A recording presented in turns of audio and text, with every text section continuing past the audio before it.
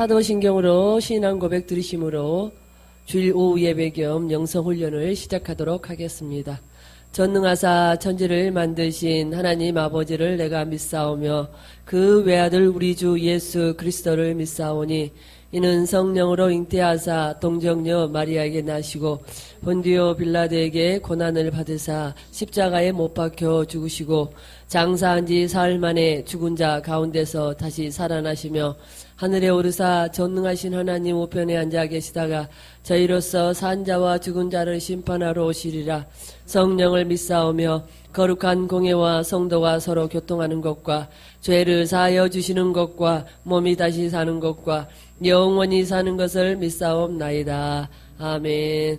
우리 412장 찬양 들으신 다음에 우리를 대표해서 김영심 권사님 기도해 주시겠습니다.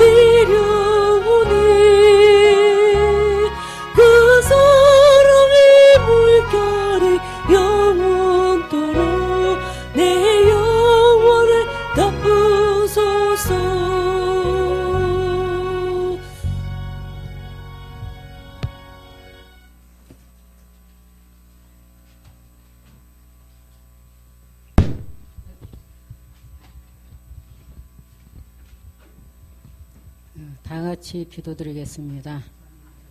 오 할렐루야. 하나님 아버지 감사합니다. 아침부터 이렇게 오후까지 하나님 앞에 와서 예배를 드리고 아버지 앞에 영광 돌리게 된 것을 감사를 드립니다.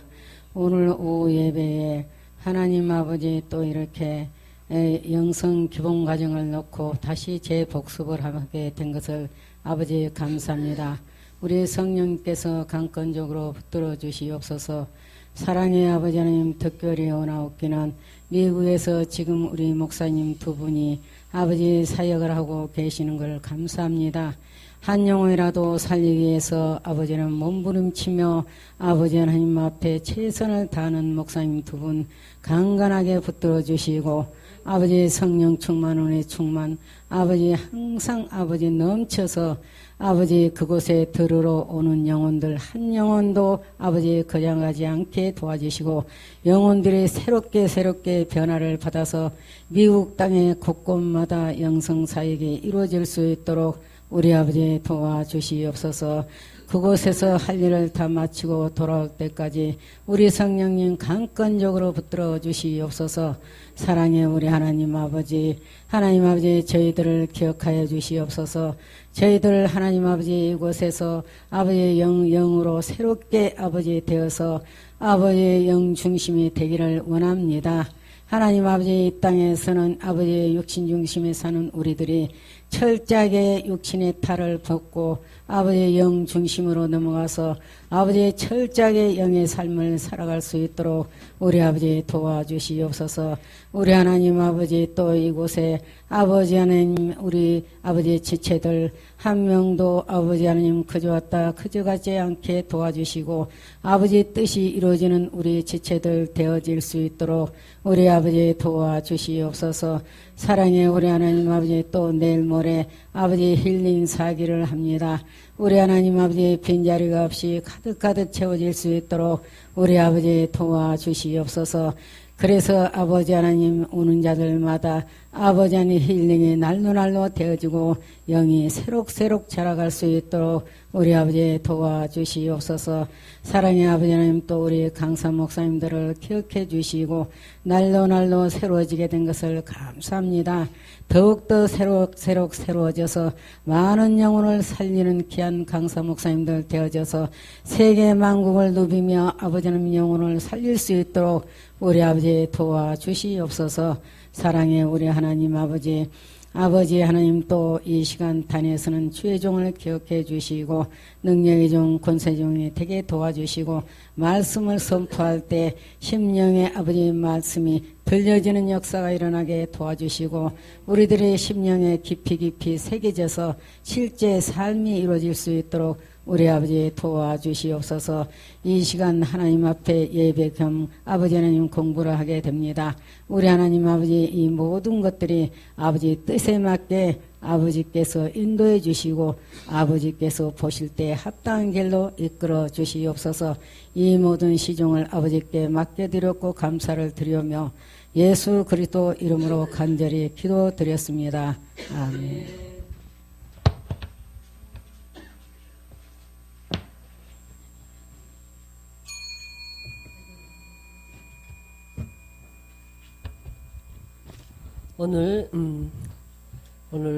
오늘 함께 하실 부분은 115페이지입니다. 115페이지. 마태복음 115페이지. 교재 115페이지입니다. 마태복음 9장입니다. 9장 1절부터입니다. 성경 보셔도 되겠습니다. 마태복음 9장 1절부터입니다. 교재는 115페이지. 네, 마태복음 9장입니다. 중풍병자를 고치시는 부분입니다.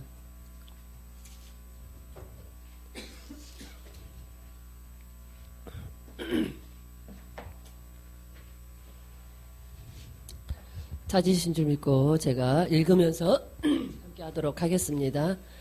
중풍병자를 고치신 마태복음 9장 1절에서 8절까지입니다. 예수께서 배에 오르사 건너가 본 동네에 이르시니 침상에 누운 중풍병자를 사람들이 데리고 오거늘 예수께서 저희의 믿음을 보시고 중풍병자에게 이르시되 소자야 안심하라 내 죄 사함을 받았느니라.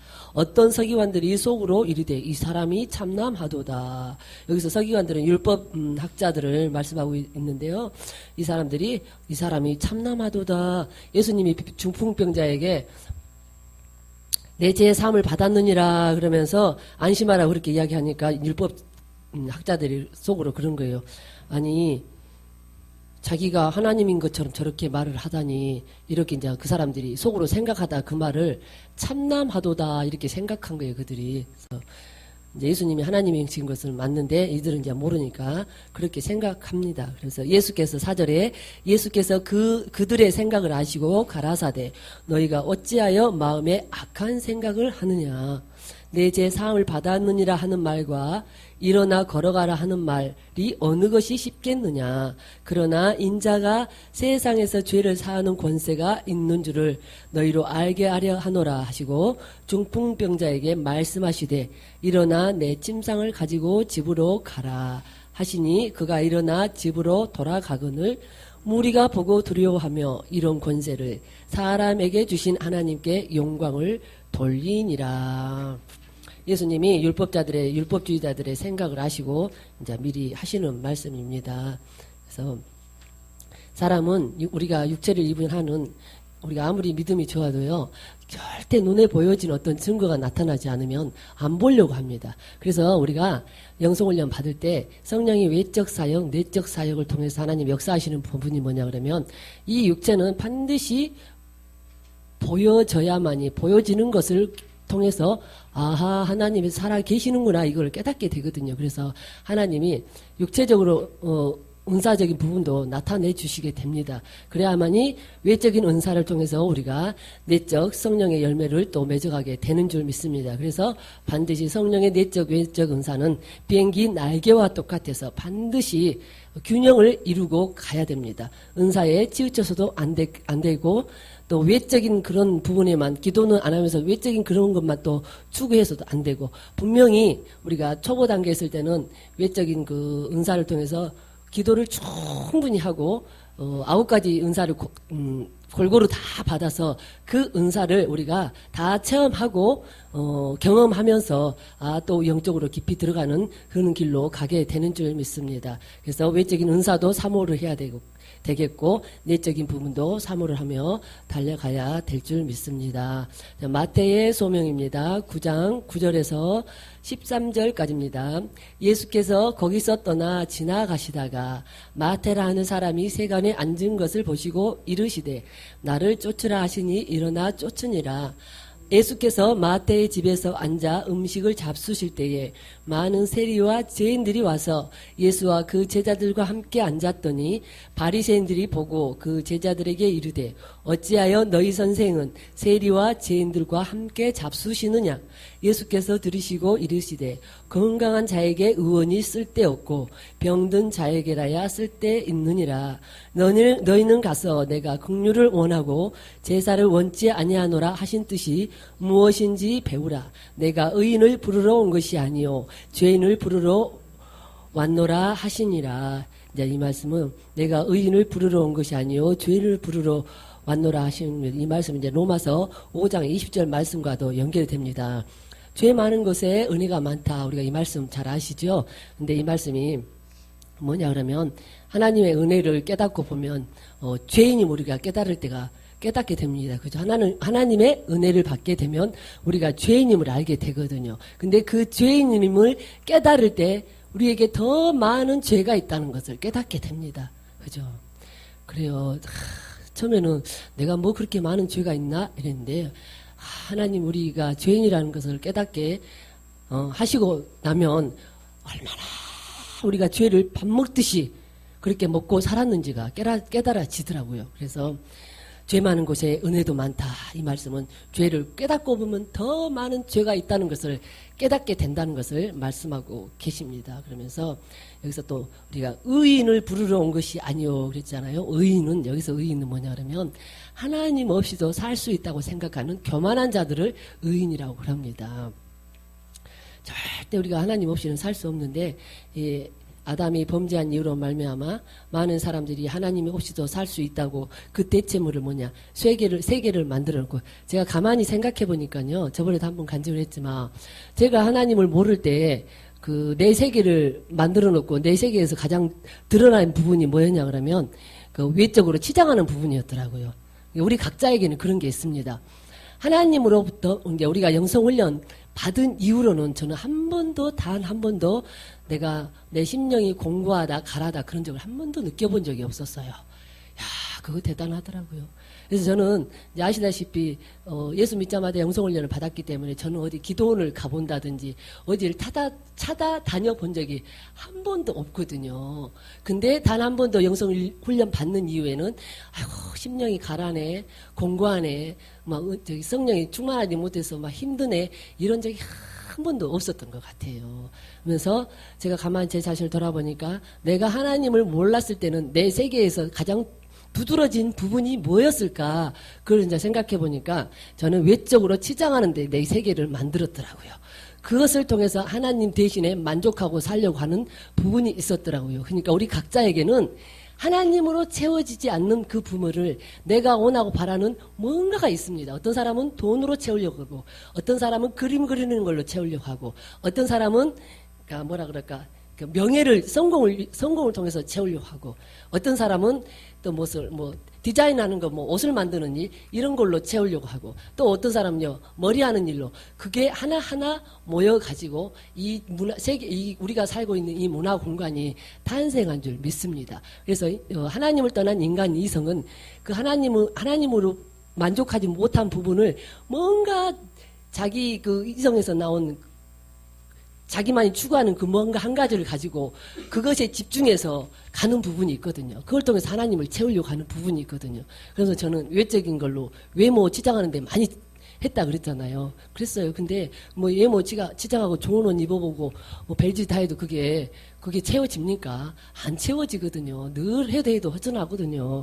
그래서 무슨 제가 갑부도 아니었고 직장 다니면서 무슨 돈을 얼마나 많이 번 것도 아니었는데 하여간 그 돈 벌면 그 치장하는데 그 돈을 많이 썼던 부분이 있었어요. 그래서 그 하나님 없이 내가 살 때 내 세계가 무엇이었을까 보니까 옷 입는 거, 머리 하는 거, 밖에 나가서 노는 거, 세상 사람들이, 지금도 마찬가지입니다. 세상 사람들이 돈 있고, 가진 것 있는 사람들, 뭐예요? 자, 요즘 봄날입니다. 얼마나 여의도 운중로에 벚꽃이 만개를 했습니다. 거기 가서 놀자, 먹자, 마시자, 다 이게 하나님을 대신해서 채우고자 하는 인간의 이성의 세계에서 다 나오는 줄 믿습니다. 그러면서, 오늘도 새 포도주와 새 부대에 대해서 한번 보도록 하겠습니다. 새 포도주 마태복음 9장 14절에서 17절입니다. 여기서 새 포도주는 예수 그리스도의 복음을 말씀하고 계신 줄 믿습니다. 그러면서 14절에 그때에 요한의 제자들이 예수께 나와 가로되 우리와 바리새인들은 금식하는데 어찌하여 당신의 제자들은 금식하지 아니하나이까? 예수께서 저희에게 이르시되 혼인집 손님들이 신랑과 함께 있을 동안에 슬퍼할 수 있느뇨. 그러나 신랑을 빼앗길 날이 이르리니 그때에는 금식할 것이니라. 생배 조각을 낡은 옷에 붙이는 자가 없나니 이는 기운 것이 그 옷을 당기어 헤어짐이 더하게 되며 새 포도주를 낡은 가죽 부대에 넣지 아니하나니 그렇게 하면 부대가 터져 포도주도 쏟아지고 부대도 버리게 됨이라. 새 포도주는 새 부대에 넣어야 둘이 다 보존되느니라. 그래서 오늘 예수님이 옛사람의 습성을 철저히 벗어버리고 새 계명을 쫓아 새 사람으로 살아야 될 것을 비유적으로 말씀해주고 계십니다. 그러면서 새 포도주는 어제 이 부분을 깨닫게 해주시라. 새 포도주는 주님이시고 새 부대는 우리구나. 우리가 하나님의 껍데기입니다. 그죠? 삼위 하나님을 담는 껍데기거든요. 그래서 우리가 새 부대, 거듭남으로 말미암아 주님과 함께 죽고 함께 사는 자로 우리가 새 사람이 되었으므로 우리는 이제 온전한 사람이 되는 길에 이제 들어서 있습니다. 많은 사람들이 얼마 남지 않았다고 그렇게 말씀하고 계세요. 우리가 새 부대가 되어서 그 주님을 담는 온전한 그릇을 말씀하고 계십니다. 그러니까 새 포도주는 새 부대에 담아야 된다고. 우리가요, 육신성이 아직도 남아있어가지고, 아직도 뭔가 청소되지 않는 부분이 있다면, 주님이 온전히 오셔서 거하실 수가 없습니다. 반드시 여기서 새 포도주는 새 부대에 담으라고 했잖아요. 깨끗한, 비워진 그릇 안에, 껍데기 안에 주님이 오시는 줄 믿습니다. 그러면서, 유대인들은 뭐냐 그러면은 유대인들은 금식하는 날을 정해놓고 금식하는 날을 정해놓고 철저히 지키던 그 당시에 유대인들의 습관들이 있었어요. 그러면서 혼인 잔치 동안만은 금식하지 않았던 유대인에게 습관들 버리지 못한 그런 관습들을 통해 또 예수님이 비유로 말씀해주고 계신 줄 믿습니다.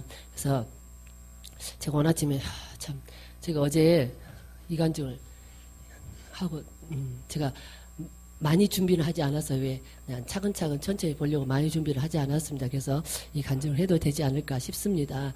왜냐하면 어제 이제 계속 박 목사님 이제 이렇게 저 소그룹 지도자들 이제 카톡방에 이제 문자들이 계속 와요. 그래서 이제 그 문자를 계속 보고 그거를 이거는 나한테 하시는 말씀이 아니고 우리 가운데 누군가가 지금 이러고 있으니까 요 말씀을 보냈구나 이렇게 생각하시면 안 되고 지금 이 부분을 나한테 아직 버리지 못한 뭔가 아직 처리되지 못한 아직 남아있는 어떤 점 같은 그런 부분들이 남아있어서 이걸 나한테 말씀하시는구나 그렇게 우리 자신에게 적용해서 들으시면 정확한 말씀인 줄 믿습니다. 근데 제가 어제 저는 항상 성령의 이제 지도와 인도를 철저히 받거든요. 물론 여러분도 그러신 줄 압니다. 근데 한 번도 그렇게 안 물어보고 한 적은 없는데 아니 금요일날 저녁에 가면서 이 머리가 너무 하얘서 제가 흰머리 염색을 한 지가 오래됐어요. 그래서 한 달에 한 번씩 꼭 염색을 하거든요. 근데 보니까 내일부터 시작되는 주간에도 시간이 없을 것 같고 그래서 토요일 오전 아니면은 시간이 없을 것 같아요. 시간이 없어요, 사실. 그래서 금요일날 저녁에 가면서 생각하기를 내일은 근데 왜 내가 안 물었는지 지금 생각해도 참 아이러니해요.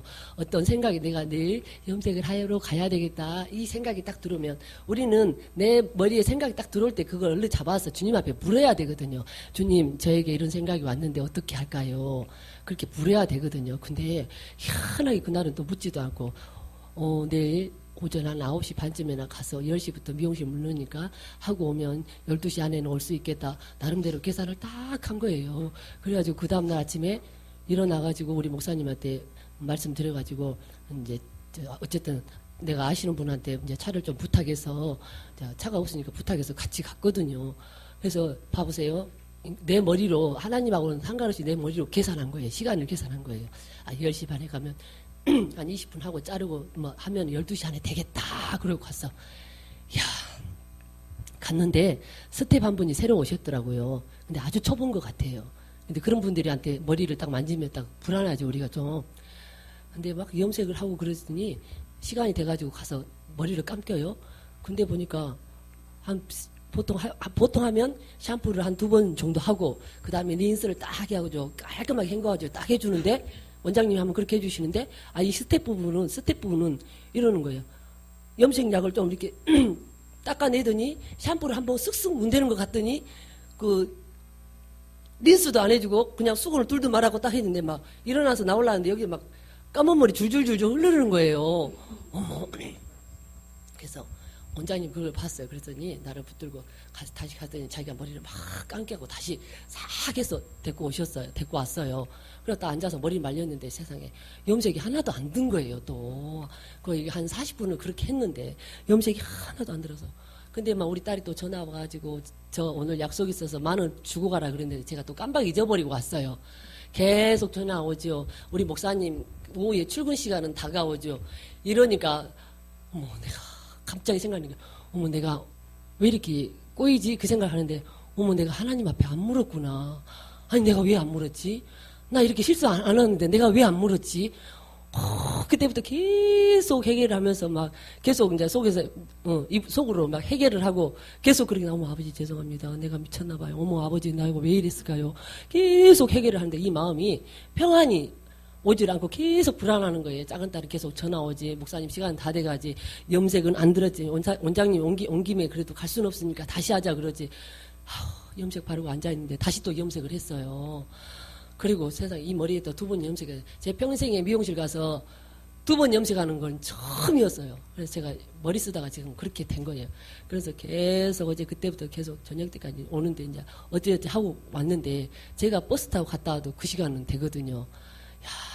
내 생각으로 좀 빨리 갔다 오고 내 머리 쓰다가 그래가지고 와서 보니까 세상에 오후 3시가 거의 다 돼버렸어요. 야, 그거는 중요한 건 아니고 어쨌든 해서 이제 우리 목사님 출근시키고 계속 하면서 회개하면서 계속 하나님 앞에 회개하면서 어제 하루 종일 제가 그런 시간을 보냈거든요. 그러면서 야, 내가 왜 그랬는지 모르겠지만 이 마음이 가라앉지를 않는 거예요. 집에 와서도 계속 기도를 하는데도 이 마음이 빨리 가라앉지를 않는 거예요. 계속 회개하고 물리치는데도. 그래서 어제 그 하루를 보내면서 야, 정말 순식간에 한순간에 내가 그런 실수를 하는 사람이 아닌데 왜 그렇게 실수를 했을까 그러면서 그것을 통해서 또 하나님이 머리 쓰는 게 어떤 것이라는 것을 다시 한번 이렇게 철저하게 깨닫게 하시면서 야, 그래서 또 그 부분을 확 내려놓게 하시는 그런 부분이 있더라고요. 그래서 우리가 아주 정말로 이제 조심하면서 민감해서 가야 되는 부분이 잘하던 부분도 하나님이 실수하게 하시더라는 겁니다. 그러니까 어떤 분들이 조금 아니 저분이 성장했다는데 왜 저런 실수를 하시지? 혹시 그렇게 눈에 비치는 부분이 있거든. 아, 저분 하나님 뭔가 마지막 처리하시는 부분이구나. 이렇게 또 받아주시고 이해하시고 품어주시면 되겠습니다. 그러면서 또 마태복음 9장 18절부터 보겠습니다. 치유의 이적들 함께 보겠습니다. 9장 18절부터 38절까지예요. 좀 깁니다. 예수께서 이 말씀을 하실 때에 한 직원이 와서 절하고 가로되 내 딸이 방장 죽었사오나 금방 죽었다 이 말입니다. 방장 죽었사오나 오셔서 그 몸에 손을 얹으소서 그러면 살겠나이다 하니 예수께서 일어나 따라가심에 제자들도 가더니 12해를 혈루증으로 앓는 여자가 예수의 뒤로 와서 그 겉옷가를 만지니 이는 제 마음에 그 겉옷만 만져도 구원을 받겠다 함이라. 예수께서 돌이켜 그를 보시며 가라사대 따라 안심하라 내 믿음이 너를 구원하였다 하시니 여자가 그 시로 구원을 받으니라. 예수께서 그 직원의 집에 가사 피리 부는 자들과 헌화하는 무리들을 보시고 가라사대 물러가라. 여기서 이 부분은 이제 사람이 죽으면 피리 불고 이제 곡을 하는 그 부분을 말하고 있습니다. 이 소녀가 죽은 것이 아니라 잔다 하시니 저들이 비웃더라. 무리를 내어 보낸 후에 예수께서 들어가사 소녀의 손을 잡으심에 일어나는지라 그 소문이 그 온 땅에 퍼지더라. 예수께서 거기서 떠나 가실새 두 소경이 따라오며 소리질러 가로되 다윗의 자손이여 우리를 불쌍히 여기소서 하더니 예수께서 집에 들어가심에 소경들이 나아오거늘 예수께서 이르시되 내가 능히 이 일 할 줄을 믿느냐 대답하되 주여 그러하오니이다 하니 이에 예수께서 저희 눈을 만지시며 가라사대 너희 믿음대로 되라 하신대 그 눈들이 밝아진지라. 예수께서 엄히 경계하시되 삼가 아무에게도 알게 하지 말라 하셨으나 저희가 나가서 예수의 소문을 그 온 땅에 전파하니라. 저희가 나갈 때에 귀신 들려 벙어리 된 자를 예수께 데려오니 귀신이 쫓겨나고 벙어리가 말하거늘 무리가 기이 여겨 가로되 이스라엘 가운데서 이런 일을 본 때가 없다 하되 바리새인들은 가로되 저가 귀신의 왕을 빙자하여 귀신을 쫓아낸다 하더라. 예수께서 모든 성과 촌에 두루 다니사 저희 회당에서 가르치시며 천국 복음을 전파하시며 모든 병과 모든 약한 것을 고치시니라. 무리를 보시고 민망히 여기시니 이는 저희가 목자 없는 양과 같이 고생하며 유리함이라. 이에 제자들에게 이르시되 추수할 것은 많되 일꾼은 적으니 그러므로 추수하는 주인에게 청하여 추수할 일꾼들을 보내어 주소서 하라 하시니라. 추수하는 주인이라는 것은 그는 하나님을 말씀하고 계십니다. 그러면서 저희가 목자 없는 양과 같이 고생하며 유리함이라. 영적으로 갈 길을 모르고 헤매는 자들을 말씀하고 계십니다. 우리가 이 시대에 정말로 넘쳐나는 게 교회입니다. 넘쳐나는 게 하나님 말씀입니다. 유튜브든 어디든 들어가기만 하면 정말 말씀이 홍수를 이루고 사는 세대에 살고 있습니다. 근데도 영적으로는 정말로 갈 길을 못 찾아서 방황하는 사람들이 방황하는 영혼들이 얼마나 많은 줄 모릅니다. 이때도 그랬지만 지금 이 시대에도 마찬가지입니다. 그래서 갈 길 모르고 방황하는 그 영혼들을 정말로 바로 잡아주는 일에 저와 여러분들이 최선을 다해서 달려가야 될 줄 믿습니다. 죽전 새생명교회 성도인 저와 여러분들의 맡은 임무가 굉장히 막중합니다. 여기 계신 분들 중에 그 어느 분 한 분이라도 나는 아니야, 나는 직분이 없으니까 나는 아니야, 그렇게 생각하시면 안 됩니다.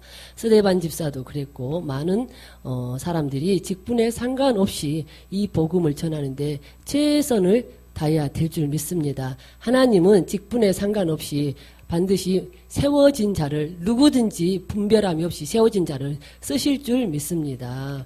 그래서 12제자의 소명입니다.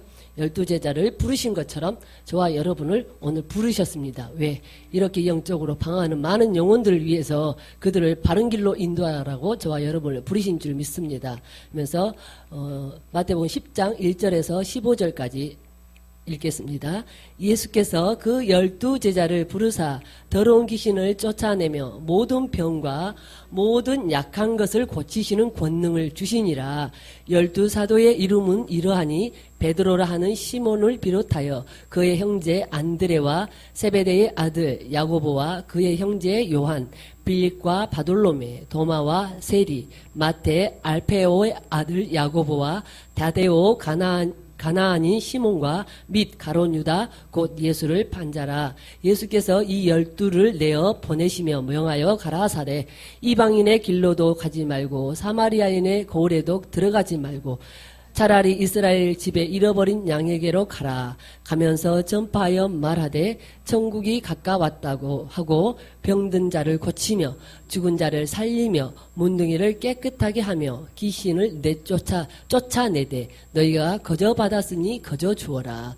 그 예수님이 12제자를 이제 파송을 하시면서 그들에게 이렇게 귀신 들리고 병든 자들을 치료할 수 있는 권능을 주셨거든요. 그러면서 너희가 거저 받았으니 거저 주어라. 그렇게 분명히 말씀하셨음에도 불구하고 오늘날 많은 은사자들이 은사를 통해서 자기의 유익을 취하고 자기의 욕심을 채우는데 급급함으로 결론적으로 그들이 결국은 하나님 앞에 똥막대기처럼 쓰임받다가 버림받는 경우가 굉장히 많습니다. 예전에 우리나라에 저는 잘 모릅니다만은 우리나라에 정말 우리나라를 들었다 놨다 하는 많은 은사자들이 있습니다. 근데 지금 그분들이 어디에서 뭐 하는지 소리 소문도 없어요. 그죠?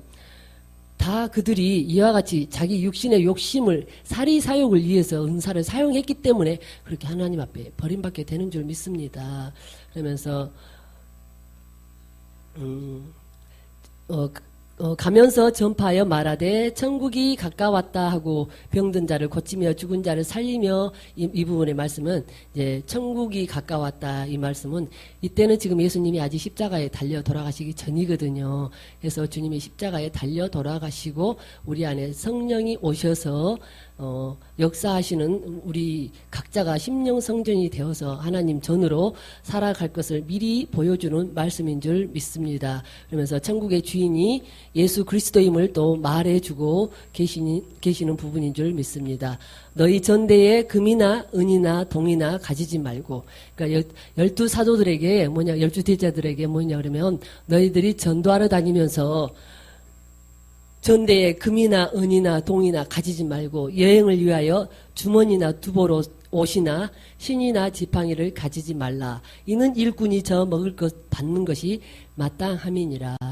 그러니까 이 말씀을 보면은 주의 종들이 뭔가를 먹고 살기 위해서 사역을 하면 안 되겠다는 것을 보여줍니다. 그리고 많은 사역하는 사람들, 하나님의 말씀을 생명으로 전하는 자들에게 하나님이 또 채워주시는 것을 보게 됩니다. 그러면서 일꾼이 저 먹을 것 받는 것이 마땅하다고 말씀하고 계세요. 너희들은 무엇을 먹을까 무엇을 입을까 염려하지 말라겠거든요. 하물며 하나님의 말씀 전하는 주의 종들을 하나님이 굶기시기 하겠습니까? 그래서 저와 여러분은 모든 것에서 자유함으로 달려가야 될 줄 믿습니다. 물론 저도 오는 과정에서 정말로 어려움들이 많이 있었습니다. 하나님이 다루신 부분들도 굉장히 많았습니다. 네가 어리도 돈을 벌러 가는지 안 가는지. 저는 물질로 많이 다루셨기 때문에 그 부분 테스트를 많이 하셨어요. 근데 제가 어느 날 이랬습니다. 아가씨 때인데 방송국에 아르바이트를 하러 가게 됐습니다. 그때 오빠가 방송국에 관련된 일을 하고 있어서 방송국에 방송국에 아르바이트를 시켜줘서 가게 됐습니다. 서울에 올라가가지고 2002년 2월 22일 날 서울에 올라가지고 이제 서울에 살면서 마땅히 할 게 없어서 이제 아르바이트를 시켜줘서 갔거든요. 근데 분명히 부산에서도 제가 몇 번 그런 경험을 했어요. 내가 뭔가 일만 하려고 하면 하나님이 쉽게 말하자면 그냥 다 엎으시는 걸 봤거든요. 그래서 한 두세 번 그런 일을 당하고 나서는 일체 제가 돈 벌어 가려고 생각을 안 했었거든요. 근데 인간의 생각은 또 이래, 아니 또 이렇게 멀쩡하니 생겨가지고 이렇게 또 사지육식 멀쩡해갖고 할 일도 없이 또 이러면 안 되지 않는가? 또 이런 생각이 들어와요. 그래서 하루는 방송국에 아르바이트를 하러 갔는데요. 아침 7시, 새벽 방송이라고 해갖고 아침 7시 반인가 7시인가 택시를 타고, 거기가 어딘지를 이치를 제가 잘 모르겠습니다. 새벽 택시를 타고 갔습니다. 택시를 타고 갔는데, 1시간 방송을 뜨는데, 1시간짜리를 1시간 안에 딱 뜨냐, 그러면 그렇지 않아요. 안 되면 또 다시 하고. 1시간 방송짜리가, 텔레비전 나올 때 1시간 방송짜리가 그 안에서 녹화할 때는 4시간, 5시간 걸리는 경우도 있어요. 근데 아르바이트비를 어떻게 주냐 그러면은 1시간 방송짜리잖아요.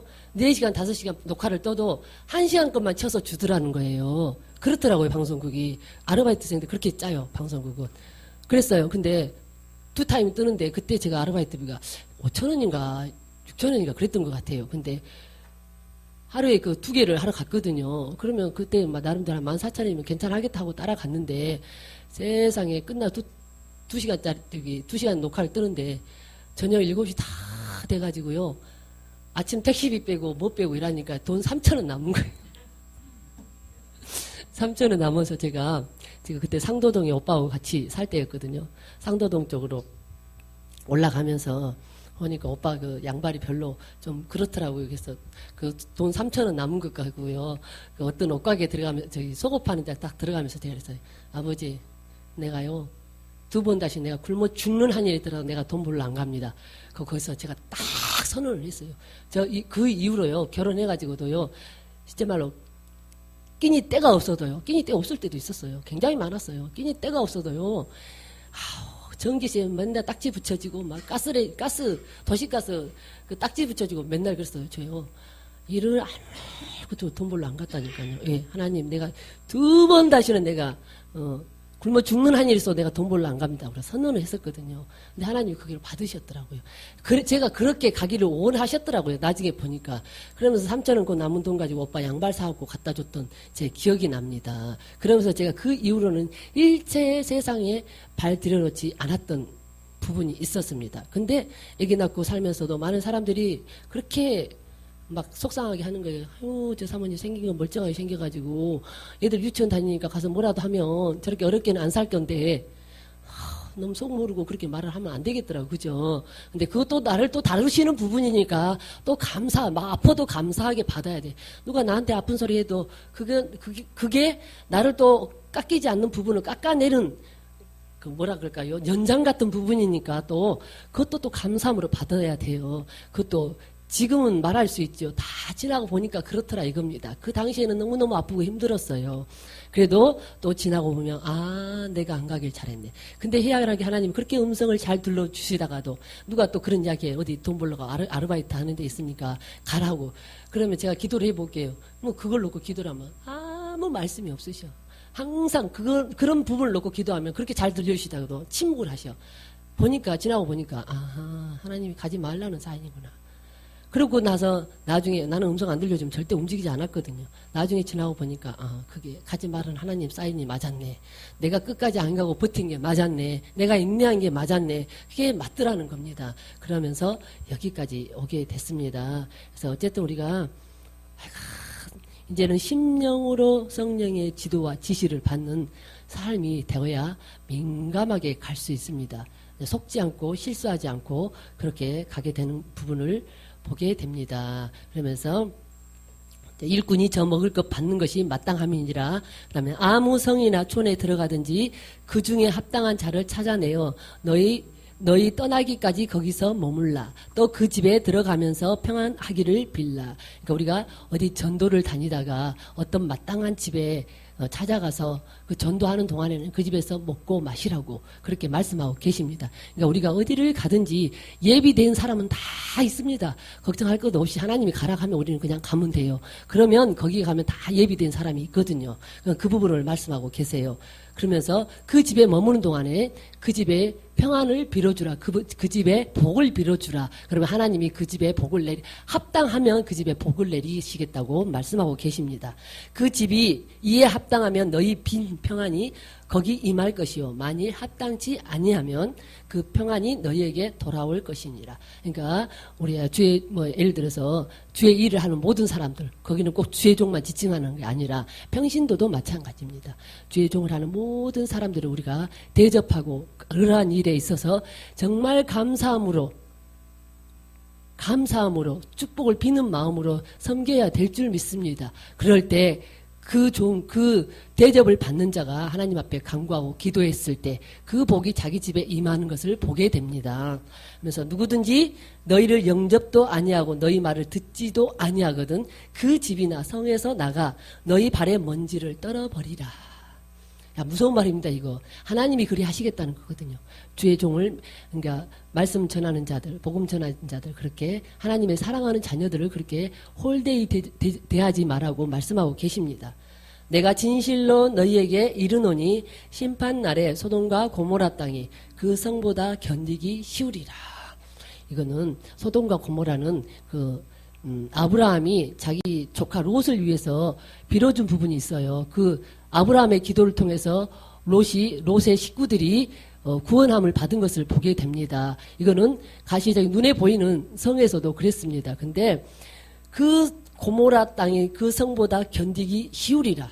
이 말씀은 눈에 보이는 고모라 성은 하나님이 뭐라 그럴까요? 기회라도 주셨어. 아브라함을 통해서 롯에게 기회를 주셨던 것처럼 기회라도 주셨어요. 근데 그 성은 이제 영원한 지옥을 말하는데 그 영원한 지옥은 차라리 소돔과 고모라 땅이 견디기 쉽다 이거예요. 그 지옥은 견딜 수도 없다는 것을 말씀하고 계십니다. 그러면서 그 지옥은 말 그대로 영원히 다시는 돌이킬 수도 없고 다시는 사함이 없는 말 그대로 영원히 그냥 영원히 그 지옥불에서 살아야 되거든요.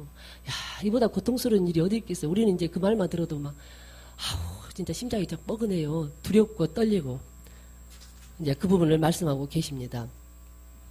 그러면서 소돔과 고모라 땅이 지옥을 상징하고 있지만 실제 지옥은 사함도 없다는 겁니다. 그래서 고난이 따르는 제자의 길, 자, 마태복음 10장 16절에서 42절까지입니다. 제가 읽으면서 나누도록 하겠습니다. 보라, 내가 너희를 보냄이 양을 이리 가운데 보냄과 같도다. 그러므로 너희는 뱀같이 지혜롭고 비둘기같이 순결하라. 저는 왜 뱀이 뱀같이 지혜롭다고 말씀을 하시지 그랬는데, 뱀은 화화를 꼬아서 그 선악과를 먹게 하기 이전에 뱀은요, 동물 중에서 가장 똑똑한 가장 지혜로운 동물로 하나님이 만들어 주셨어요. 근데 화를 유혹함으로 그 선악과를 먹게 했던 뱀이 나중에는 그 죄로 말미암아서 가장 사악한 동물 중에 하나로 지칭하게 된 겁니다. 가장 사악한 동물 중에 하나로 떨어지게 된 겁니다. 원래는 가장 동물 중에 지혜로운 동물로 만드셨대요, 하나님이. 근데 그렇게 죄를 지음으로 말미암아서 인간들은 가장 원수잖아요. 가장 꺼리는 동물이 된 줄 믿습니다. 그래서 비둘기같이 순결하라. 뭔가 섞이지 말고 깨끗하고 온전할 것을 말씀하고 계십니다. 사람들을 삼가라. 저희가 너희를 공회에 넘겨주겠고 저희 회당에서 채찍질하리라. 또 너희가 나를 인하여 총독들과 임금들 앞에 끌려가리니 이는 저희와 이방인들에게 증거가 되게 하려 하심이라. 너희를 넘겨줄 때에 어떻게 또는 무엇을 말할까 염려치 말라. 그때에 무슨 말을 할 것을 주시리니 말하는 이는 너희가 아니라 너희 속에서 말씀하는 자 곧 너희 아버지의 성령이시니라. 그러니까 우리가 지금은 저와 여러분 이제 그 부분에 대해서 늘 이제 익숙하지요. 누구를 만나든지 전화를 하든지 얼굴과 얼굴을 맞대고 이야기를 하든지 상대방이 이야기를 하면 주님 앞에 주님 저분이 저렇게 말씀하시는데 저는 어떻게 이야기 이야기를 해야 될까요? 그 순간 성령의 지도와 지시를 받는 겁니다. 그러면서 입을 열었을 때 성령이 말하게 하심 따라서 하게 하시는 줄 믿습니다. 그러면서 참 쉬워요. 그러고 보면 우리가 하여간 정신 차려서 성령에 깨어 있으면 성령의 지도와 지시를 잘 받으면 하나님이 말하게 하시는 대로 하기만 하면 돼요. 그냥 뭐 쓸데없는 말 안 하게 하시면 그냥 입 딱 다물고 있으면 돼요. 지금은 솔직히 말해서 말 안 하고 있는 게 더 편하더라고요. 더 편하고 더 좋고 더 감사하고 예전에는 뭔가 좀 나를 내세우기 위해서 떠들어야 되는 게 이게 맞았던 것 같은데 지금은 보니까 말 안 하고 있는 게 그렇게 편하고 좋을 수가 없어요. 그래서 장차 형제를 아비가 자식을 죽는 데에 내어주며 자식들이 부모를 대적하여 죽게 하리라. 이거는 물론 환난의 때를 이제 말씀하시는 부분도 있겠지만 이 시대가 너무 악한 세대가 되다 보니까 부모가 자식을 죽이고 자식이 부모를 죽이고 해하고 이런 일이 너무너무 비일비재해요. 그죠? 뉴스에도 보니까. 그러면서 또 너희가 내 이름을 인하여 모든 사람에게 미움을 받을 것이나 나중까지 견디는 자는 구원을 얻으리라. 우리가 마지막 때가 되면 많은 믿는 자들이 정말 핍박을 받게 되는 날이 있을 줄 믿습니다. 그러나 그것을 참고 견디는 자, 끝까지 주님을 부인하지 않는 자는 상급이 클 줄 믿습니다. 그러면서 이 동네에서 너희를 핍박하거든 저 동네로 피하라. 내가 진실로 너희에게 이르노니 이스라엘의 모든 동네를 다 다니지 못하여 인자가 오리라. 그러면서 제자가 그 선생보다 또는 종이 그 상정보다 높지 못하나니 제자가 그 선생 같고 종이 그 상정 같으면 족하도다. 제자가 스승보다 나을 수 없다는 것을 말하고 있습니다. 그러면 종이 상전보다 결코 나을 수 없다는 것을 말하고 있습니다. 하나님은 질서의 하나님이라 스승은 스승이고 제자는 제자입니다. 절대 제자가 스승을 뛰어넘을 수가 없습니다. 분명히 성경에도 그렇게 말씀하고 계십니다. 그런데 제자가 스승을 뛰어넘고자 하는 것은 그건 하나님의 질서를 거스르는 일이고 교만하는 일인 줄 믿습니다. 그래서 늘 우리는 하나님의 그 성령이 원하시는 질서를 따라서 교회 안에서도 우리가 그렇게 모든 언행 심사가 그렇게 또 이루어져야 될 줄 믿습니다. 그래서 제자가 있죠. 집주인을 제자가 그 선생 같고 종이 그 상정 같으면 족하도다. 집 주인을 바알세불이라 하였거든 하물며 그 집 사람들이랴. 그 집주인을 여기서 말씀하시는 것은 천국의 주인이신 예수 그리스도를 많은 사람들이 이상한 사람 바알세불이라고 말하는데 하물며 그 집 사람들이랴. 여기서는 그 집 사람들은 제자들을 말하고 있거든요. 하물며 집주인도 그렇게 핍박을 하는데 그 집 종들한테는 오직 하겠느냐. 그러니까 제자들 너희들한테는 오직 하겠느냐. 그 핍박이 오직 하겠느냐. 그냥 그렇게 말씀하고 계십니다. 그런즉 너희는 두려워하지 말라. 제자들에게 하신 말씀입니다. 집주인도 그렇게 핍박을 하는데 너희들한테는 오직 하겠느냐. 그러니 너희들은 두려워하지 말라. 감추인 것이 드러나지 않을 것이 없고 숨은 것이 알려지지 않는 것이 없느니라. 이거는 믿는 자들만 해당되는 게 아니라 믿지 않는 모든 사람들에게도 이 법은 적용되는 줄 믿습니다. 내가 너희에게 어두운 데서 이루는 것을 광명한 데서 말하며 너희가 깃 속으로 듣는 것을 집 위에서 전파라. 이제 몸은 죽여도 영혼은 능히 죽이지 못하는 자들을 두려워하지 말고 오직 몸과 영혼을 능히 지옥에서 멸하시는 자를 두려워하라. 세상 사람들은 세상 믿는 자를 핍박하는 자들은 우리 육체의 목숨을 해할 수는 있어도 그 영혼은 절대 하나님 외에는 그 영혼을 건드릴 자가 없습니다. 그래서 우리의 영혼은 하나님 손에 있는 줄 믿습니다. 참새 2마리가 한 아사리온에 팔리는 것이 아니냐. 그러나 너희 아버지께서 허락지 아니하시면 그 하나라도 땅에 떨어지지 아니하리라. 너희에게는 머리털까지 다 세신 바 되었나니 두려워하지 말라. 너희는 많은 참새보다 귀하니라. 누구든지 사람 앞에서 나를 시인하면 나도 하늘에 계신 내 아버지 앞에서 저를 시인할 것이요.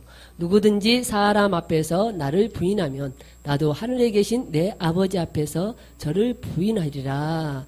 그래서 저는 예전에 예수 믿을 때 제일로 교회 가면 그때는 참 부끄러웠어요. 제가 그만큼 믿음이 없어서요. 목사님들 사람들 보면 할렐루야 이렇게 인사하잖아요. 근데 제가 참 그게 부끄럽더라고요. 싫어서가 아니라 그렇게 말하면 굉장히 쑥스럽고 막 부끄러워서 제가 좀 그랬었거든요. 근데 제가 어느 순간에 보니까요.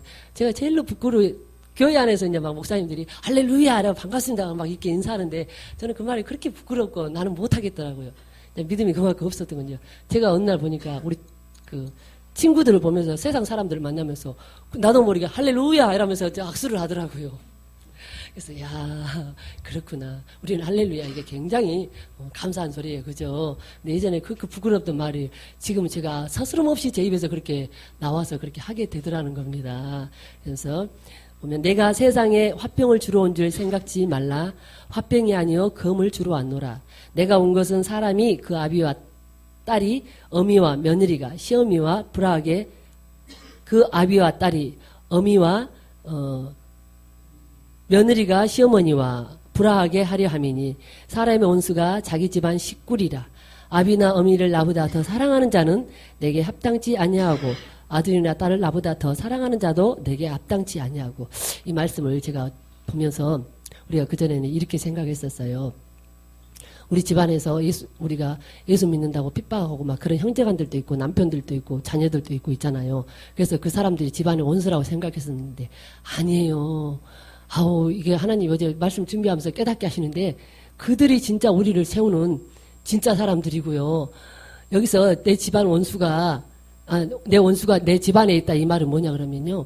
우리가요 자녀 남편 가정 안에서 너무 화목하면요 하나님을 못 만나요. 내 식구 우리는 본성이 태어나기를 내 식구 내 새끼 내 남편 이게 다 본질적으로 그렇게 할 수 있도록 태어났기 때문에 그 사람들을 사랑하고 갈 수 있도록 태어났기 때문에 그냥 그 부부지간에 금슬 좋고 돈 있어 자녀들 공부 잘해 자녀들과 다 화목해 집안 형제들과 다 화목해 이런 사람들 예수 만나기 힘들어요. 예수님이 이걸 보면서 깨닫게 하시는 게 역으로 그렇게 서로 화목하고 그게 진짜 복이 아니더라고요. 그게 지금 서로가 서로에게 원수지는 날이 오겠더라고요. 왜? 그렇게 살다 보면 우리 다 같이 그렇게 멋지게 이 땅에서 말하는 것처럼 멋지게 화목하게 잘 살았어. 근데 나중에 가서 서로 지옥에 끌고 가는 결과에 그게 서로를 지옥에 끌고 가는 결과더라고요. 그러니까는 나를 괴롭히는 자식, 나를 괴롭히는 남편, 나 기도하게 만들어줬잖아요. 그 자식 때문에 내가 울고불고 기도했잖아요. 그 물질 없는 것 때문에 내가 하나님 앞에 아주 목 놓아 기도했잖아요. 야, 그 사람들이 원수가 아니라 남편이 원수가 아니라 남편이요. 나를 세우는 선생님이더라는 겁니다. 그 자식이 나를 복된 길로 가게 하는 복덩이더라는 겁니다. 제가 이 말씀을 준비해서 새롭게 깨닫게 하셨어요. 하나님이. 그래서 내 집안의 원수가 나를 예수 못 믿게 하는 그 사람들이 아니라 나를 기도할 수 있도록 나를 그렇게 괴롭혀준 사람들이 진짜로 복덩이더라 이 말입니다. 그러면서 좋아 잘해 남편 좋아 자녀 좋아 우리 엄마 좋아 서로 좋게 살다가 결국 서로가 서로를 지옥으로 끌고 가는 그게 진짜 원수들하는 겁니다. 그래서 그렇구나. 그러면서 우리 영성훈련 받는 사람들은 모든 우리가 생각하게 인간의 생각으로 안 좋다고 하는 모든 환경들이 우리를 세우는 환경들이라는 것 여러분이 이제 너무너무 잘 알고 있습니다. 그래서 늘 감사함으로 가게 되는 줄 믿습니다. 또 그러니까 제가 곁들여 말하자면 아직도 내 주변에서 나를 괴롭히는 사람들이 많이 있거든. 감사하십시오. 그들이 복덩이라니까요. 나를 세우는 복덩이들이라니까요. 좀 말이 아니라 실제입니다. 실제더라고요. 그게 실제더라고요. 또 자기 십자가를 지고 나를 쫓지 않는 자도 내게 합당치 아니하니라. 자기 목숨을 얻는 자는 잃을 것이요 나를 위하여 자기 목숨을 잃는 자는 얻으리라. 너희를 영접하는 자는 나를 영접하는 것이요 나를 영접하는 자는 나 보내신 이를 영접하는 것이니라.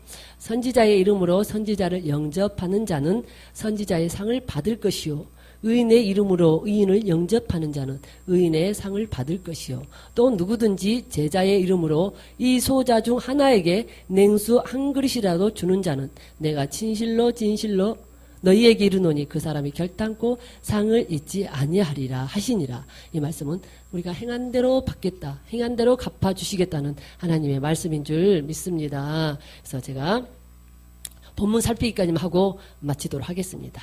자, 본문 살피기 함께 보겠습니다. 마태복음 9장 1절 8절에서는 침상에 누인 중풍병자를 고치신 그 부분이에요.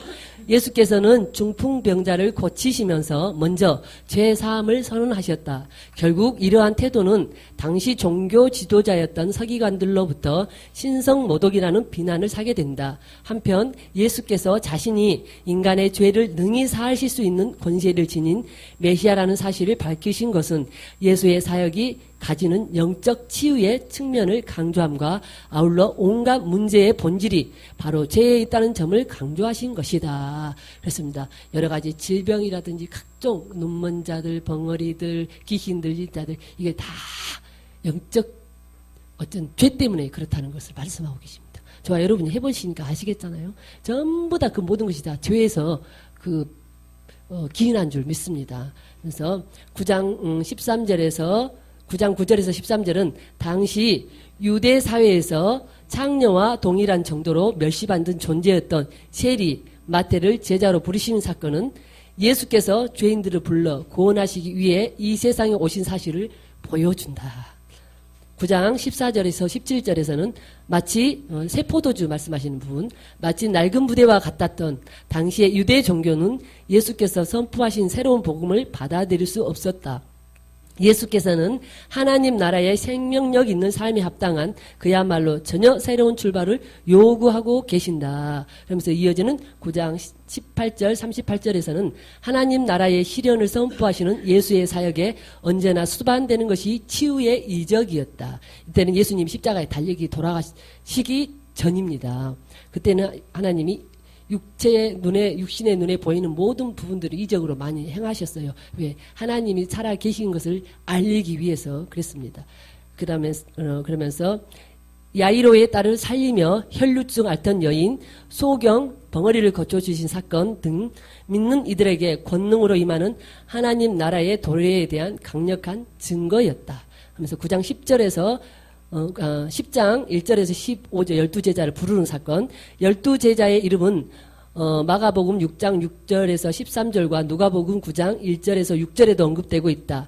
이들은 복음 전파를 위해 세움을 받은 사도들이었으며 그 사명을 온전히 감당할 수 있도록 예수에 의해 권능을 부여받았다. 한편 12사도의 명단에는 그들의 신상에 관한 특별한 소개가 생략되어 있다. 아마 이것은 특별히 언급할 만큼 훌륭한 경력을 갖추지 못했기 때문으로 생각된다. 그와 같이 오늘날 우리가 부름받은 것 역시 우리가 다른 사람에 비해 뛰어나기 때문이 아니라 하나님의 전적인 은혜의 결과이다. 저는 제가 저를 보니까 그렇더라고요. 어떤 뛰어난 것도 잘난 것도 아는 것도 가진 것도 배운 것도 똑똑한 것도 아무것도 없는 그냥 무조건적인 하나님의 사랑에 의해서 선택받고 간다는 것을 제가 제 자신을 보면서도 알겠더라고요. 그래서 12제자들 중에서 그 중에서도 누구 한 사람 그렇게 뛰어난 사람이 없었다는 것을 보여주고 계십니다. 그러니까 하나님은 결코 똑똑하고 잘난 사람들을 부르지 않으신다는 것을 알게 됩니다. 그렇게 똑똑하고 잘난 사람들은 제가 똑똑해서 제가 잘나서 다 가는 줄 알거든요. 저같이 이렇게 멍청한 사람도 한순간에 어느 순간에는 속고 보면은 내가 잘하니까 이만큼 가는 거야 이럴 때가 있었거든요. 근데 그거는 잠시뿐이고 하나님이 또 돌이켜서 깨닫게 하시고 넌 아무것도 할 수 없어 또 내려놓게 하시고 넌 하나님이 아니면은 숨 쉬는 것도 하나도 그냥 아무것도 할 수 없다는 것을 깨닫게 하시는 것을 또 보게 됩니다. 그러면서 10장 16절에서 42절에서는 12사도를 파송하심에 있어서 예수께서는 그들 앞에 닥칠 고난과 핍박에 관한 예고하고 계신다. 비록 메시아 왕국이 시작되긴 했어도 여전히 악의 세력은 잔존하고 있기에 곳곳에서 박해에 직면하게 될 제자들에게 고난을 각오하고 자신의 뒤를 따르도록 교훈하신다. 오늘날의 저와 여러분이 이 박해하는 것들이 뭐예요? 우리 안에 있는 우리의 죄의 속성들이 저와 여러분을 괴롭히고 있습니다. 이때는 눈에 보이는 많은 제자들이 핍박을 당했지만 오늘날 우리 안에 여러 가지 죄악의 속성들이 우리 스스로를 괴롭히고 우리 발목을 잡고 있는 줄 믿습니다. 그래서 이들을 우리가 물리치고 깨끗이 청소하는 데 최선을 다해서 가야 될 줄 믿습니다. 바로 이러한 예수의 교훈은 십자가를 지고 나를 따르라는 말로 요약되고 있는데 진정한 주님의 제자가 되기를 원한다면 죽음까지도 두려워하지 않는 자세가 요구된다. 영적 이해 보겠습니다. 10장 32, 33절 여기는 뭐냐 그러면 누구든지 사람 앞에서 나를 시인하면 나도 하늘에 계신 내 아버지 앞에서 저를 시인할 것이요 사람 앞에서 나를 부인하면 하나님 앞에서 내가 저를 부인하리라 그 말씀이에요. 하나님을 시인하는 삶에 대하여 말씀한다. 영적인 의미에서 범사에 하나님을 시인하는 것은 일투족을 하나님의 주권을 인정하여 수종드는 것이며 이거는 묻고 행하는 것 성령의 지도와 지시를 받는 것을 말씀하고 계십니다. 매사 모든 일이 하나님의 허용하에 있음을 알고 대적하지 않고 순응하는 것이다. 어제 저처럼 실수하면 하루 종일 하나님 앞에 하여간 그 아픔을 겪는 수가 있습니다. 37절 39절에서는 말씀은 자기가 가장 소중히 여기는 것보다 하나님을 더 사랑할 때 참되고 영원한 것을 얻는다는 것 의미이다. 가족의 개념도 육신적 사랑의 사고에서 하나님의 사랑의 관점으로 전환되어야 한다. 그래서 가족을 사랑하지 말라는 게 아니라 진리로 사랑하라는 거죠. 서로 믿음 안에서 서로 사랑하라는 거죠. 예수 안 믿고 가족끼리 맨날 좋아봐야 그 끝이 지옥이라니까요. 근데 믿음 안에서 가족도 진리로 서로 사랑해서 함께 그 길을 향해서 갈 수 있도록 서로 고면하고 세워서 가야 된다는 것을 말씀하고 계십니다. 그러면서 제가 여기까지만 하도록 하겠습니다. 딱 30분까지 마치려고 했는데 정확하게 맞아떨어졌네. 여기까지 하고요. 우리 한 10분 정도만 함께 기도하도록 하겠습니다. 왜냐하면 박 목사님 미국에 지금 사역하고 계시잖아요. 그래서 미국 그쪽에 이제 앞으로 힐맨 사역할 수 있는 그런 어떤 큰 집도 좀 필요하다고 합니다. 근데 그 집이 한 5천에서 1억 정도가 필요하다고 해요. 그래서 이 부분을 놓고 기도를 좀 목사님이 부탁하셨거든요. 그래서 이 부분을 놓고 또 두 분 사역을 위해서 오실 때까지 잘 감당할 수 있게 해달라고 우리 아버지 3번 부르고 한 10분 정도만 기도하겠습니다. 아버지 3번 부르겠습니다. 아버지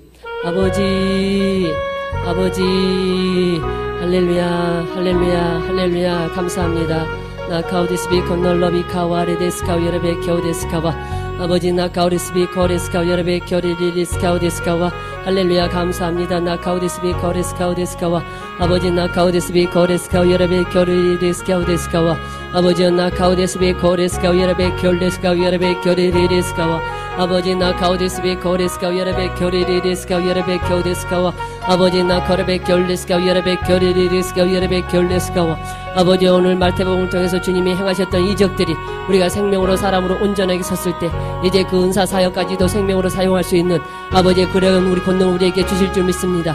능력 우리에게 주실 줄 믿습니다. 은총 우리에게 베풀어 주실 것을 믿습니다. 할렐루야 나카오데스비 건널러비 카와레데스카우 데스카우 여러베 교레레데스카와 아버지 나카오데스비 거레스카우 데스카와 아버지 나카오데스비 거레스카우 여러베 교레베 겨울데스카와 아버지 나카오데스비 건널러비 카와레데스카우 데스카우 여러베 교레레데스카와 아버지 나카오데스비 거레스카우 여러베 교레베 겨울데스카우 여러베 겨우데스카와 아버지 미주 사역을 위해서 아버지 나카오레베 겨울데스카우 여러베 거레베 겨울데스카우 여러베 겨우데스카와 귀한 사역을 감당하고 계신 두 목사님 아버지 나카오레스비 거레스카우 여러베 거레베 겨울데스카와 모든 것을 주께서 합당하신 뜻대로 이루고 계신 줄 믿습니다.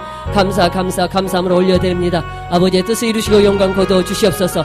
이제 미주 사역에 꼭 필요한 물질도 주께서 허락하신 줄 믿습니다. 아버지의 뜻이라면 하나님의 뜻이라면 아버지 어떤 부분을 통해서든지 감당케 하실 줄 믿습니다.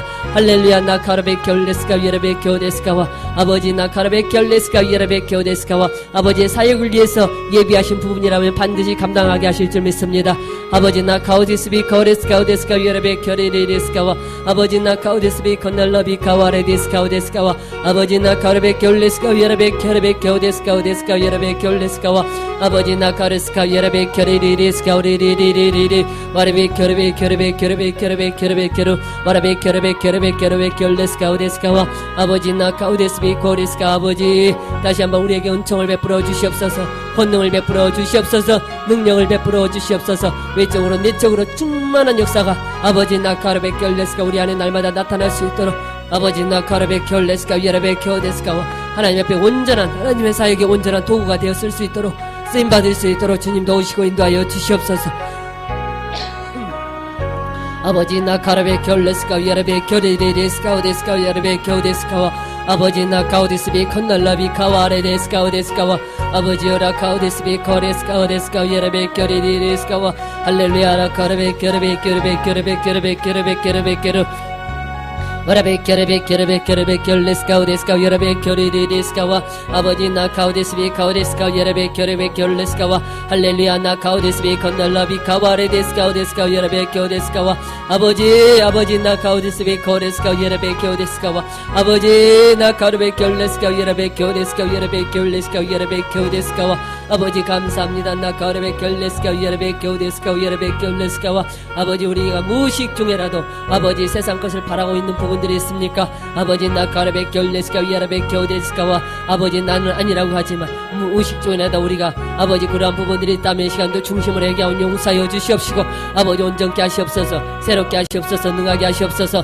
나 가우디스비 거레스카 야라베 결레스카 야라베 결레베 결레스카와 아버지 나 가우디스비 거레스카 야라베 결리리데스카와 아버지 나 가르베 결레스카 야라베 겨데스카와 아버지 우리가 온전한 사람이 되어져서 아버지 주와 복음을 위해 이 아버지 12 제자들처럼 11 제자들처럼 아버지 주와 복음을 위해서 온전히 헌신하고 달려갈 수 있는 우리의 온전한 바른 믿음이 될 수 있도록 주님 도우시고 인도하여 주시옵소서 아버지 나 가르베 결르코 야라베 겨데스카 야라베 결르코르베 결레스카와 아버지 나 가르베 결레스카 야라베 결레베 결레스카 야라베 겨데스카와 아버지 그 생각이 그 마음이 그 어떤 것도 틈타지 아니하도록 아버지 나 가르베 결레스카 야라베 겨데스카와 순결한 마음으로 달려갈 수 있도록 주님 도우시고 인도하여 주시옵소서 다시 한번 주님 은총을 베푸시고 권능을 베푸시고 능력을 베풀어 주시옵소서 순결한 믿음으로 달려가기로 원합니다 틈도 흠도 티도 없는 온전한 믿음으로 달려가기로 원합니다 할렐루야 나 가우디스비 거레스카 야라베 겨데스카와 아버지 나 가르베 결레스카 야라베 겨리디스카 오데스카 야라베 겨데스카와 아버지 나 가우디스비 건널러비 카와레 데스카 오데스카와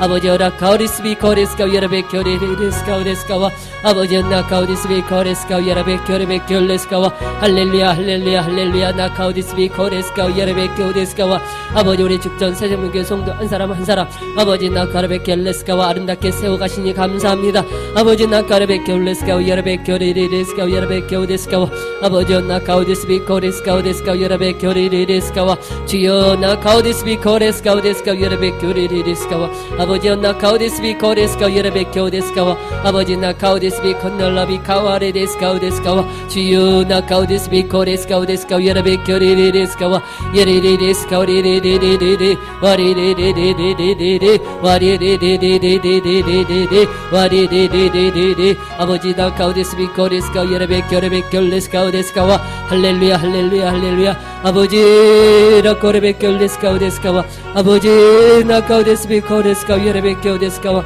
아버지 나 가우데스비 거레스카 야라베 결레스카와 아버지 나 가우데스비 거레스카 야라베 결레스카와 끝까지 아버지 달려갈 수 있도록 은총 베풀어 주시옵소서 아버지 끝까지 달려갈 수 있도록 은총 베풀어 주시옵소서 능력 베풀어 주시옵소서 권능을 베풀어 주시옵소서 나 가우데스비 컨널러비 카와데스카우데스비 코레스카 야라베 겨데스카와 감사합니다 나 가르베 결레스카 야라베 겨데스카와 아버지 나 가르베 결레스카 야라베 겨데스카 야라베 겨데스카와 감사드렸고 거룩하신 예수님의 이름으로 기도드렸습니다. 하늘에 계신 우리 아버지여 이름이 거룩히 여김을 받으시오며 나라에 임하옵시며 뜻이 하늘에서 이루어진 것 같이 땅에서도 이루어지리라.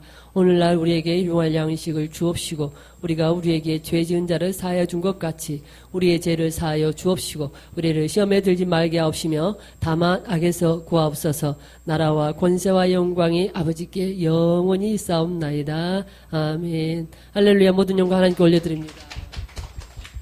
감사합니다. 애쓰셨습니다.